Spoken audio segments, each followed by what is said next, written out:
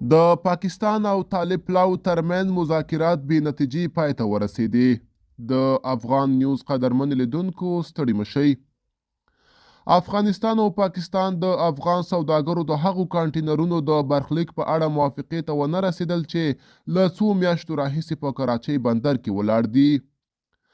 که څه هم په افغانستان او پاکستان کې کابل ته د پاکستان د یوه سوداګریز پلاوي د سفر نتایجو ته خوشبیني ډیره وه، خو په ځینو مهمو برخو کې د دواړو خواو ترمنځ خبرې بې نتیجې پای ته ورسېدې. د پاکستان د سوداګرۍ وزارت مرستیال خرم آغا په مشرۍ پلاوي د دوشنبې په ورځ کابل ته لاړ او د دوه ورځني سفر په ترڅ کې د طالبانو له چارواکو سره د دوو هیوادونو د سوداګریزو اړیکو پر وړاندې د پرتو خنډونو د حل پر لارو چارو خبرې وکړې.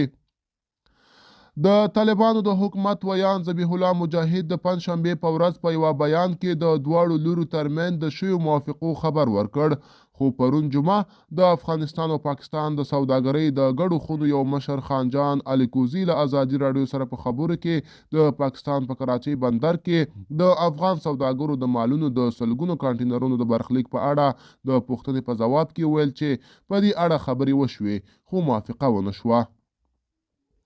هغه وایي پر دې مسلې هم خبرې وشوې. پاکستاني لوري ژمنه وکړه چې په دې برخه کې به کار وکړي او ښایي امکان ورته برابر کړي چې بیرته ولاړ شي.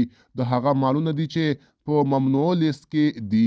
دوی وویل چې له خپلو اړوندو ادارو سره به خبرې وکړي، ځکه دا له نورو ادارو سره تړلې موضوع ده او یوه لاره به ورته پیدا کړي. دوی خو ژمنه وکړه، خو دا ستونزه حل نه شوه. دا و زموږ چمتو شوی ویډیو. تر بیا ښه وخت، ښې چارې.